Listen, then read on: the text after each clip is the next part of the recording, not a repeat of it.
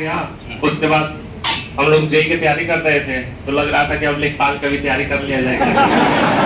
तो दिसंबर में लग रहा था कि वैकेंसी आ जाएगी, लेकिन ईबीपीसीएल के आ गई। अब ईबीपीसीएल के आ गई तो हम लोग लेखपाल थोड़ी तैयारी करेंगे। तो ईबीपीसीएल की तैयारी करने लगे, लेखपाल का डेट बढ़ता गया। तो ईबीपीसीएल का भी एग्जाम दे दिए, तभी भी लेखपाल का नहीं आया। उसके बाद एनएचपीसी का भी एग्जाम दे दिए, फिर भी लेखपाल का डेट नहीं आया। यूपीआरवीएनएल का भी एग्जाम दे दिए, फिर भी नहीं आया। अब सब जब तीनों एग्जाम दे दिए, अभी तीनों में किसी का रिजल्ट नहीं आया था। तो हम लोग फिर लेखपाल की तैयारी में लगे थे, अभी कोई तो था नहीं। अब रिजल्ट आ गया तो फाइनल रिजल्ट भी 5 दिन में ही दे दिया। फिर भी तैयारी, वेरिफिकेशन कराने के बाद भी सोच रहे चलो तैयारी करते हैं, शायद लेखपाल वाला भी देख लिया जाए। तो 5 दिन में फाइनल रिजल्ट दे दिया। पिछली बार 2.5 महीने में दिया था, तब तो क्लियर हो गया था। उसके बाद जिस दिन वेरिफिकेशन कराने गए थे उसी दिन एनएचपीसी का भी, जिस दिन ईडीआई से निकल रहे थे उसी दिन एनएचपीसी का भी रिजल्ट आ गया। उसमें 34 लड़कों का सेलेक्ट था, उसमें भी मेरा नाम आ गया। तब तो कोई था ही नहीं, लेखपाल छोड़ दिए। एक दो महीने तो यही कहना चाहूंगा कि मैं 1 साल में सेमेस्टर भी देखा और अपने कॉलेज में पोस्ट होल्डर भी था। तो जैसे फंक्शन कराना होता था तो उसमें भी सब काम कराने पड़ते थे, तो वो भी मैनेज किया और यहाँ भी मैनेज किया। हालांकि जनरल नॉलेज थोड़ा काफी पहले से ही पढ़ते थे। जनरल नॉलेज मतलब कॉलेज में जितने भी कंपटीशन होते थे जनरल नॉलेज के, उसमें लगभग 3 साल में मतलब टॉप 3 में मतलब रहना ही था, फर्स्ट सेकंड कभी ऐसे अवार्ड मिल जाते थे। तो जनरल नॉलेज ठीक था, तो काफी फायदा हुआ। सर पढ़ा दिया और डिटेल में तो और फायदा हो गया। तो ऐसा है। बाकी एक्स्ट्रा चीज सबके पास कुछ ना कुछ होता है। या किसी का टेक्निकल थोड़ा अच्छा होता है, किसी का नॉन टेक, किसी का दोनों होता है। तो दोनों मिलाकर सिलेक्शन जल्दी भी हो सकता है। टाइम ऐसा नहीं है कि 5 साल वाले भी लड़के हैं जो कर रहे हैं तैयारी। हमारा बस टारगेट था कि करेंगे, हमको उम्मीद नहीं था कि हो पाएगा, लेकिन हो गया। तो जब तक रिजल्ट नहीं आया तब तक नहीं लग रहा था कि हो नहीं पाएगा, लेकिन हो गया। तो ऐसा हो पॉसिबल हो सकता है। और हमारे बैचमेट में और भी लड़के हैं जो थोड़ा मार्क्स से रहे हुए हैं, तो नेक्स्ट टाइम पे तो निकाल लेंगे। और किसी का कोई डाउट हो सब्जेक्ट को लेकर? कोई किताब देखो, 3 किताबें बताइए। फर्स्ट, यूथ में केवल और केवल आपको सारे क्वेश्चंस कवर करने हैं और लगभग 2 से 3% माइनर मिस्टेक्स है उसमें, ज़्यादा नहीं है। नया एडिशन ऑलमोस्ट करेक्ट है, लेकिन 2 से 3-4% माइनर मिस्टेक्स है। इसके अलावा जेबी गुप्ता ऑलमोस्ट जो नया एडिशन है 100% रेक्टिफाइड है। 1-2 पूरे सब्जेक्ट में कहीं 1 या 2 सिली मिस्टेक्स होंगी, मैक्सिमम करेक्ट है। लेकिन हायरार्की यही रखनी है कि पहले आप यूथ कवर करें, यूथ के बाद जेबी गुप्ता की सबसे बड़ी प्रॉब्लम है विड्थ। उसमें विड्थ आईएएस गेट इनकी ज़्यादा है और आपको आईएएस के 2005 तक के क्वेश्चन करने और आप किसी पर्टिकुलर कोचिंग की बुक लेते हैं उसमेमें 2001 से क्वेश्चन दिए होते हैं तो फायदा नहीं होता।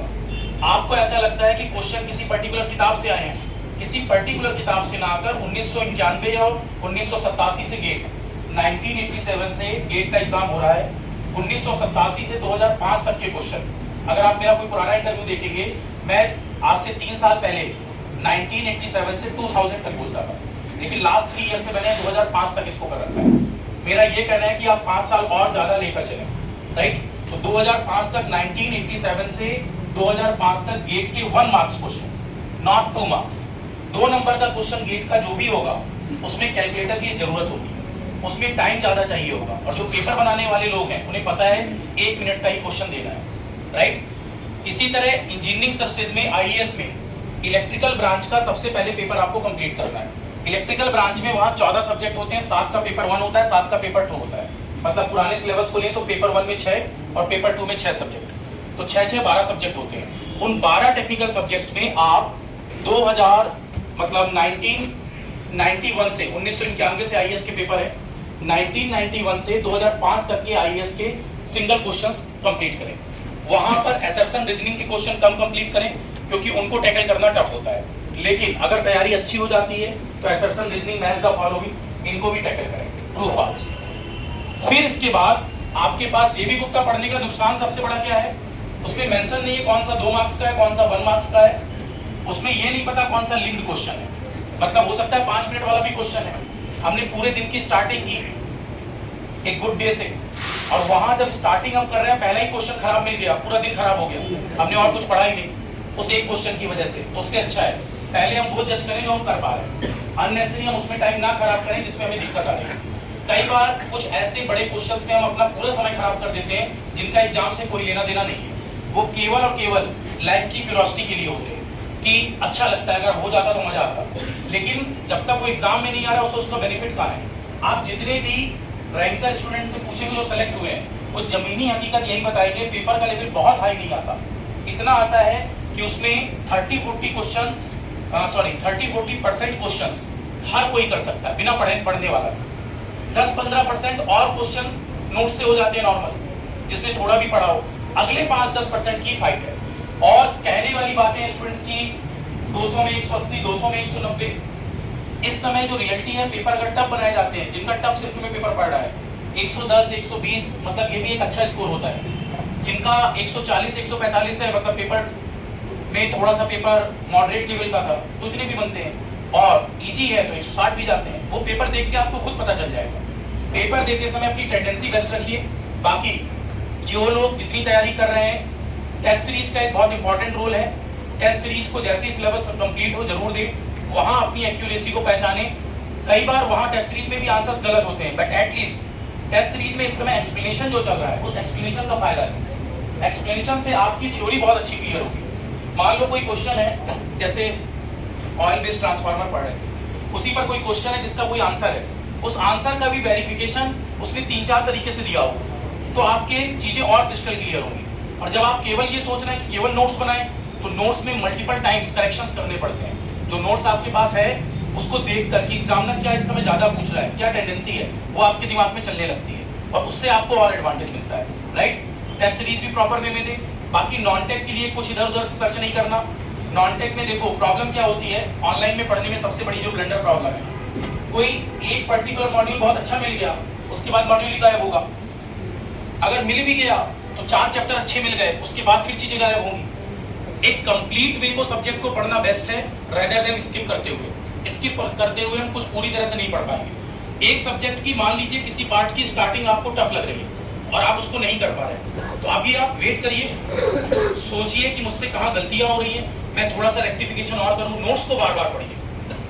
नोट्स जितनी बार आप पढ़ेंगे स्टूडेंट्स, क्लियरिटी उतनी ज्यादा आएगी और सारे नोट्स आपके माइंड में याद होने चाहिए। मैं इनके बैच में मटेरियल भी नहीं पढ़ा पाया था, ना मैंने मशीन पढ़ाया था। हालांकि लास्ट टाइम मेरा फोकस था कि सब कुछ पढ़ाना है, बट जो कोविड की सिचुएशन थी, फिर मदर का एक्सपायर होना, बाकी चीजें रही, तो लास्ट ईयर मैंने आपसे पहले भी कहा था जब आप लोग आए थे, मैंने कहा था आपके बैच में ऑफलाइन में द इंजीनियर्स को कोई दूर दूर तक टच नहीं कर सकता। ऑफलाइन में कंटेंट ड्यूटी पर वी आर द रैंक 1, आज भी हैं, हमेशा रहेंगे। इस बात पर हम इसलिए ऐसा कहते हैं क्योंकि हमने नोट्स को इस वे में सिंथेसाइज किया है। आप सुबह का बैठकर शाम वाले बैच में भी पढ़ेंगे और मुझे अगर लगता है कि इससे गरीब लेवल ये हो सकता है, तो मैं उस गरीब लेवल को टच करूंगा। मेरा पढ़ाने का लेवल हमेशा ये रहता है, स्टूडेंट्स कोई आए, मैं पहली क्लास में आपने देखा होगा 3 घंटे 4 घंटे पढ़ा देता हूँ, और 4 घंटे पढ़ने के बाद जब स्टूडेंट पेज गिनता है सोचता है यार 16, 17, 18 पेज पढ़ा दिए, इतने लायक हम हैं या नहीं। तो जो चलने लायक होते हैं वो बचते हैं, बाकी वैसे ही फिल्टर आउट हो जाते हैं। आप खुद सोचना, मैं 2 क्वेश्चन पढ़ाकर उन्हें बहुत अच्छा सेटिस्फाई कर सकता हूँ, केवल 2, बहुत खुश होकर जाएंगे, याद हो जाएगा। मैं आपको अब मशीन पढ़ा रहा हूँ, मैं अब आपको 2 पेज पढ़ा रहा हूँ, अभी मैं चाहूँ तो इसको भी तेज ले सकता हूँ, लेकिन मैं अभी आपको डिटेल में पढ़ा रहा हूँ, क्योंकि मुझे पता है जब पीएमएमसी की स्टार्टिंग होती है पहले टॉपिक में लगता है टाइम, लेकिन जब एक बार इंस्ट्रूमेंट का लेआउट खुलकर आता है, मशीन एक बार खुलकर आती है पूरी लेआउट, अभी जब पूरा प्रॉपर डायग्राम बने, पूरा ट्रांसफार्मर यहाँ दिखे रनिंग कंडीशन पर, तब उसका मजा है पढ़ने का, तब सब्जेक्ट की एंट्री प्रॉपर है। और अगर हम लोग पढ़ते समय पहले वे में ही स्टार्टिंग रोक दें, हमें कुछ नहीं पता और केवल पढ़ते चले जा रहे हैं, तो स्टूडेंट्स कहीं ना कहीं लूप होल्स क्रिएट रहेंगे, आगे सब्जेक्ट्स को पढ़ने में दिक्कत आएगी। जितने सब्जेक्ट्स आपके बेसिक वे में अच्छे हो जाएंगे, मशीन वो सब्जेक्ट है जो आपको 100% हर जगह यूज होगा। एसजीपी जो सब्जेक्ट है, स्विच गियर प्रोटेक्शन, वो हर जगह यूज होगा। इंडस्ट्री इन दोनों सब्जेक्ट की डिमांड करती है। पावर सिस्टम पूरा यूज होगा, इंक्लूडिंग एस्टिमेशन कॉस्टिंग तक, मतलब ट्रांसमिशन अलग नहीं, डिस्ट्रीब्यूशन अलग नहीं, यूटी अलग नहीं। ये 2 सब्जेक्ट इंडस्ट्री की डिमांड है, जहां भी आप जॉब करने जाओगे। आज भी मोबाइल पर मेरे पास आज भी स्टूडेंट्स के जो मैसेज आते हैं, जो लोग जेई बने हुए हैं, वो कहते हैं सर एसडीओ बता नहीं पा रहे हैं कि एनर्जी मीटर के नीचे फेज और न्यूट्रल पर 2 वायर अगर हमने स्किप वायर ले लिए, आउटपुट का कनेक्शन कैसे करें। ये एसडीओ के क्वेश्चंस हैं जिनका रिप्लाई बैठकर मैं करता हूं। क्या प्रॉब्लम है, बन तो गए एसडीओ, बन तो गए जेई, मिल तो गए प्रमोशन, डिपार्टमेंट पे कोई काम नहीं किया। और जब तक आप प्रैक्टिकल कोई वर्क नहीं करोगे स्टूडेंट्स, तब तक अपने जूनियर को कुछ बता नहीं पाओगे। अगर कोई टेक्नीशियन बैठा है, वो टेक्नीशियन आपसे कुछ पूछ रहा है, वो इज्जत आपको तभी देगा जब आपको नॉलेज होगी, अदरवाइज वो आपको दबा देगा। ये लाइफ का अगली ट्रुथ है। मैंने बहुत बड़े बड़े एसडीओ, टीडीएम, डिविजनल मैनेजर तब को देखा है जो केवल ऑन पेपर साइन कर रहे हैं। वो ये कहते हैं आइए सर बता दीजिएगा कहाँ साइन करने हैं। वो एक रबड़ स्टैम्प बनकर बैठे हुए हैं, केवल सैलरी उठा रहे हैं, क्योंकि उन्हें पता है कि उन्हें कुछ नहीं पता, काम आप चला रहे हो। तो आप जो कहोगे वहां वो साइन करेंगे, क्योंकि आपकी नॉलेज है, चीजें आपको सुधारनी है और आपको करनी है। और डिपार्टमेंट में अगर अपना रौला जमाना है, डिपार्टमेंट में आपको के जाते ही आपको लगे कि टीडीएम तक अपनी डिविजनल मैनेजर भी डिस्ट्रिक्ट का जो हो या सेंटर हेड का हो वो उड़ जाए चेयर से, तो उसके लिए आपको नॉलेज चाहिए। और ये मैटर नहीं करता जेई हो क्या हो, जो भी हो, कि वहां जाते ही सबके पास एक्सपेक्टेशन आपसे बढ़ती है कि यार ये नया आया है। और आज की डेट में जो पिछले 3 साल 4 साल से जेई बन रहे हैं, उन लोगों ने डिपार्टमेंट्स ही बदल दिए हैं। आप 4 साल से सुन रहे हैं ना पीसीएल प्राइवेट होने वाला है, लास्ट 4 ईयर से। मैं आपको बता रहा हूँ अगले 10 साल तक कहीं कुछ नहीं है। क्यों नहीं है? पीसीएल ने अपना लेवल बहुत मेंटेन कर दिया है, बहुत ज्यादा। जितने नई जेई है आप पूछिए, उनकी टाइमिंग पूछिए, सुबह 9 के बाद आप शाम 5 आप सोचते हैं कि हम पंचिंग करके निकल आएंगे, 5, 6, 7 आप फोन करिए अपने किसी सीनियर को, 8 बजे तक घर नहीं पहुंच रहा। वर्क आउटपुट बढ़ा है, वो लोग काम भी कर रहे हैं।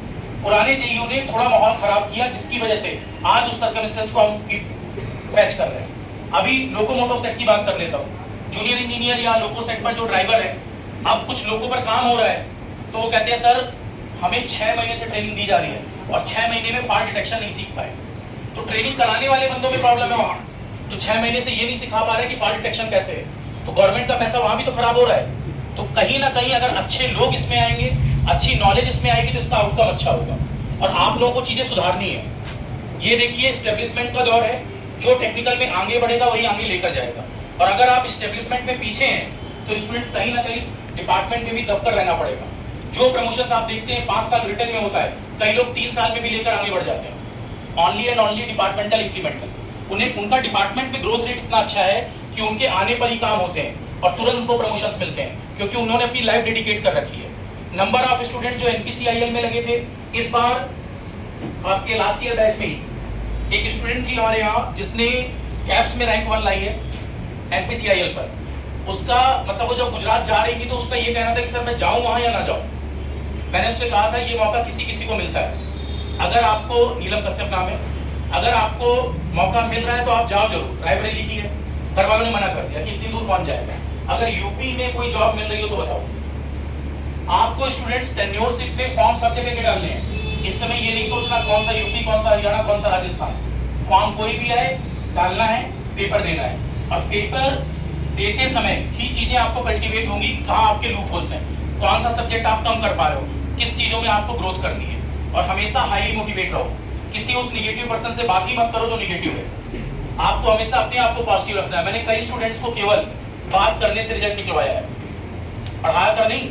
कई ऐसे स्टूडेंट्स हैं जो मुझसे बात करते रहे, फाइनल टच में रहे और निकल गए। आज भी वो ये कहते हैं सर हम केवल मोटिवेट थे आपसे।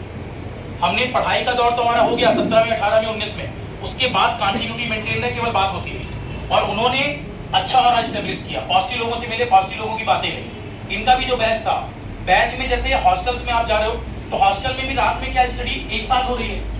कोई चीज दूसरे को नहीं समझ में आई, तीसरे से पूछ लिया, तीसरे को नहीं, चौथे को, और आपस में डिस्कशन हो गया। नहीं कर पाए तो किसी बुक का रेफरेंस ले लिया, बुक का नहीं कर पाए किसी टीचर का रेफरेंस ले लिया। कहीं ना कहीं से तो चीजें आएंगी। और हमारे पास भी जो नॉलेज है वो कहीं ना कहीं स्टूडेंट्स हमने भी कहीं धक्के खाए हैं। अगर प्लांट पर आप सोचते हैं, हम लोग भी जब जाते थे तो क्या हमें टेक्नीशियन सिखा देते थे क्या? थोड़ा कॉलेज का एस्टेब्लिशमेंट था, थोड़ा खुद का जुनून था, कोई नहीं सिखाता था उसको पकड़ कर सीखते थे कि सर ये साइक्लो कन्वर्टर थोड़ा नीचे ट्रिप कर तो देखें होता क्या है। नहीं पता था कुछ, कौन सा ओसीटीसी है, कौन सा ओएलटीसी, कुछ नहीं पता था। हमें यही नहीं पता था कौन सा ऑटो है, कौन सा नहीं है। जो ऑटो नहीं भी है, मतलब जिसको ऑफ करके ट्रिगरिंग करनी चाहिए, हम टैपिंग बिना ऑफ किए वाले में टैपिंग कराना प्रेफर करते थे। हमें लगता था ओएलटीसी तो है सब, ओएलटीसी ओसीटीसी में फर्क कितना है। लेकिन वो चीजें जब एक बार करके देखा, पता चला अरे 7:30 हो गया, ट्रिप अलार्म बजने लगा, ऐसे हाथ जोड़कर बैठ गए, बोले सर प्लांट में कोई दिक्कत तो नहीं। क्योंकि उस समय जब चीजें नहीं पता है तो पता कर रहे हैं, और जब पता होने लगी तो बिलीव करो स्टूडेंट्स नॉलेज अपने आप बढ़ती है। और 2 क्राइटेरिया अगर अपने नोट्स में मैच कराओगे, नंबर ऑफ स्टूडेंट्स है। परमानंद यादव एक स्टूडेंट है अपना, जो पहले एनटीपीसी में सबसे पहले सिलेक्ट हुआ था 3rd ईयर में। मतलब एनटीपीसी ने 3rd ईयर और फाइनल पास आउट स्टूडेंट्स किए। तीसरे साल जो 3rd ईयर में है और जो 1 साल पास आउट है, केवल 2 साल के लिए वैकेंसी निकाली। उसमें परमानंद यादव को सिलेक्शन हुआ था। वो स्टूडेंट जब सेलेक्ट हुआ, उसका नबीनगर में मतलब सिलेक्शन हुआ था, तो वो गया, वो कह रहा सर बहुत मजा आ रहा है, केवल वही चल रहा है जो मैंने पढ़ा है, ट्रेनिंग भी नहीं की उसने। और जब ट्रेनिंग का रिजल्ट आया एनपीटीआई का, national programme for technology enhancement का, तो एनपीटीआई में वो रैंक 1 था।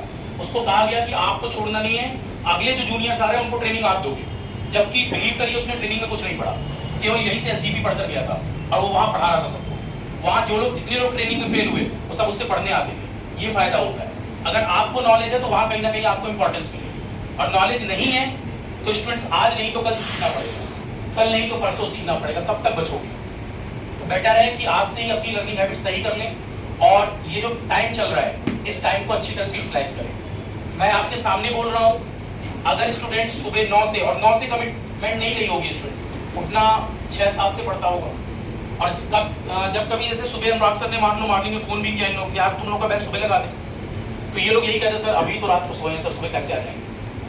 बोलते थे ऐसा, ठीक है सर लेकिन आ रहे हैं, मतलब 7:30 तक हम पहुंच भी रहे हैं। तो कई बार ऐसा भी हुआ है, मॉर्निंग में बैच लगी, मॉर्निंग में भी क्लास की है, या कट ऑफ आ गई इनके एग्जाम की, 1-1 महीने छुट्टी भी रहती थी इनके बैच की जब पेपर होने हैं, तो उस वे में अगर चीजों को कर दिया। और कई बार बैच में इनके साथ मैंने मोस्ट डफर स्टूडेंट्स भी पढ़ाए हैं, समझ गए, इन लोगों की फ्रीक्वेंसी अलग थी, ये क्वेश्चन को ज्यादा से ज्यादा 1 मिनट, कुछ ऐसे भी थे जब तक 15 मिनट ना हो जाए, अरे सर अभी नहीं, फिर जंजीर, फिर खींचा, बोले सर एक बार और, तो ये लोग ऐसे सिर्फ पकड़ लेते थे, सर आप क्या, सर फिर रिपीट, मैं कहता था अभी रुक जाओ, बस 2 मिनट, बस 2 मिनट, और 15-15 मिनट जाते थे। इन्होंने मतलब काफी कुछ उस समय इवनिंग में टाइम में थोड़ा सा ऑब्स्टेकल चल रहा था, तो ऐसा हुआ भी था कुछ दिन, लेकिन इनकी फ्रीक्वेंसी अच्छी थी। इन्होंने पावर इलेक्ट्रॉनिक्स अपना सेकंड सब्जेक्ट कंप्लीट किया था, सेकंड था, और मुझे बिल्कुल उम्मीद नहीं थी इनसे कि कवर कर पाएंगे, मतलब पावर इलेक्ट्रॉनिक्स थोड़ा सा टफ पड़ जाता है स्टार्टिंग में बिना बेसिक इलेक्ट्रॉनिक्स पढ़े हुए, लेकिन उन्होंने मोर फ्रीक्वेंट वे में कवर किया था काफी अच्छे से, फुल डिटेल में एक डेरिवेशन के साथ किया था, आरएल आरएलई सारे डेरिवेशन भी थे। उस समय शायद ट्रांजिएंट भी नहीं पढ़ा था, सेमेस्टर में भी था। इन लोगों को मतलब जिद थी कि सर सेमेस्टर में है तो आप पहले पढ़ा दीजिए, तो पहले पढ़वा दिया था। और आरएल आरएलई वाले भी पढ़े ना अपने ट्रांजिएंट के क्वेश्चंस, हाँ, तो वो जो पढ़ते हो IL infinite plus IL 0 minus IL infinite, जिसका नाम नहीं सुना उसकी डेरिवेशन करने पड़ रही थी, नहीं पढ़ाया था उस समय इनको भी, तो किया तो हुआ है ना। पावर इलेक्ट्रॉनिक्स इनका कोर सब्जेक्ट बन गया, अच्छा बन गया, मुझे नहीं लगता उसमें कहीं दिक्कत नहीं होगी, one of the best subject हो गया होगा। तो पावर इलेक्ट्रॉनिक्स जब होने के बाद और चीजें क्लियर होती हैं, मैटलैब होता है, ऑटोकैड है, जो भी सब्जेक्ट्स हैं, मतलब छोटे छोटे सब्जेक्ट्स को भी आपको अपने अच्छे वे में करना है। एस्टिमेशन कॉस्टिंग है जैसे, अब वो 4-5 दिन का है। इनके एक सीनियर है, मतलब कई फैकल्टी है, क्या नाम है, इसको प्रॉब्लम है इसमें उमेश सर, वो मुझसे 17 या 18 में पढ़ा हुआ है, तो उसने 17-18 में जब पढ़ा था वो, तब पढ़ते समय उसके कुछ मतलब कैंसर सेल्स की प्रॉब्लम है, तो उसका ट्रीटमेंट कुछ चल रहा है, कुछ मतलब लगातार ट्रीटमेंट चल रहा है, तो किसी कॉलेज में या प्राइवेट कॉलेज में पढ़ाता भी है। उसने मुझसे ये कहा कि सर मुझे कुछ 2-4 टॉपिक बता दीजिए जिससे मैं अपने स्टूडेंट्स को ये चीज़ें बता पाऊँ। और मैंने गिनती के 4 टॉपिक बताए थे, आज तक वो वही 4 टॉपिक पढ़ा रहा है। ये सेम कि सर मजा आ रहा है उसको पढ़ाने में, अरे मतलब पढ़ाने का मतलब बाकी टॉपिक भी बढ़िया पढ़ा रहा है, लेकिन उस टॉपिक को पढ़ाने में मजा आ रहा है। तो अगर आप किसी चीज़ को डेप्थ में खुद अचीव कर लोगे तो वो पढ़ाने में आपको भी इंटरेस्ट आएगा। अगर नॉलेज होगी, आपसे कोई बगल वाला पूछेगा कि ये क्वेश्चन कैसे हुआ, अगर आपको नॉलेज है आप उसे कहोगे ये तो कुछ नहीं है, देखिए भी देखिए भी देखिए। तो कल्टीवेशन करना है, अच्छे से अच्छा करिए और चीज़ों को ऑब्जर्व करिए। सर